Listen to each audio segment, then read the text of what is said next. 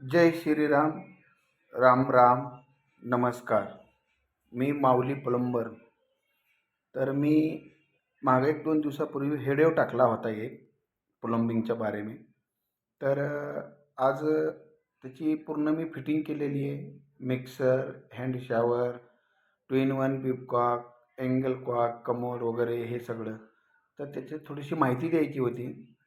कारण की तो असा विषय आहे की आपल्याला मिक्सरचे जे पॉईंट सोडायचे असतात ते टोटल आपल्याला 7-7.5च्या मध्येच ठेवावं लागतं. आणि जर एस-ट्रॅप जर आपल्याला कमोड बसवायचा असेल तर त्याच्यासाठी आपल्याला भिंतीपासनं टाईलपासनं आपल्याला 5 ते 6 इंच त्याचा आउटलेटचा पाईपचा पॉईंट आपल्याला ठेवावं लागतं. त्या हिशोबाने त्याला अँगल कॉक हे वगैरे सगळंच. तर अशा प्रकारची माहिती देण्यासाठी मी आज एक व्हिडिओ बनवतो आहे की सगळ्यांना कधी अडचण येऊ नये.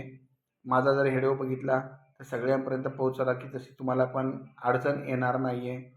आणि आपल्याला जर आउटलेटचा जर नाणी ड्रॉप काढायचा असेल हे तर त्या हिशोबाने आपण काढू शकतो की आपल्याला कुठं घ्यायचं आहे काय आहे ते. शक्यतो कोपऱ्यामध्ये जर घेतला तर पाणी साचत नाही आहे. आणि जर मध्यभागी घेतला तर थोडं पाण्याला सुलूक मिळायला जरासा थोडासा तकलीफ होती आहे आणि सुलूक बरोबर भेटत नाही. आणि शक्यतो असं आहे की कोपऱ्यामध्येच 9 ड्रॉप असायला पाहिजे.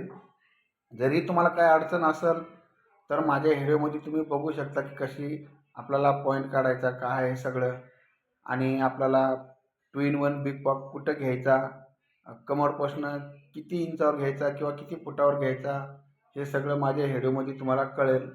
आणि मिक्सरचं जे आपल्याला पॉईंट ठेवायचा आहे फ्लोरिंगपासनं किती इंच आणि परत आपल्याला जे शॉवर आहे तो किती फुटावर फ्लोरिंगपासनं आणि बाकीचं जे अँगल कॉक गिजर वगैरे हे जे लावायचं हे तुम्हाला मी सगळं तिसऱ्या व्हिडिओमध्ये मी सांगणार आहे टोटल. म्हणजे आज माझी जी फिटिंग झालेली आहे तर ती तुमच्यापर्यंत आज मला पोहोचायची आहे.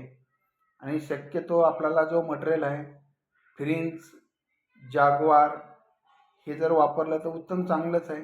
कारण की चांगलं मटेरियल आहे तो. कारण का मी आज 12 वर्ष झालं मी प्लंबिंगचा व्यवसाय करतो मी. त्याच्यामुळं मला माहिती आहे सगळं की कशाला काय म्हणतात काय नाही, कसं चांगलं आहे काय आहे हे सगळं. जर घेतलं तर जाग्वार तर एक नंबर कंपनी, त्याचा काही विषयच नाही आहे. त्याच्या पाठीमागे जर बजेट जर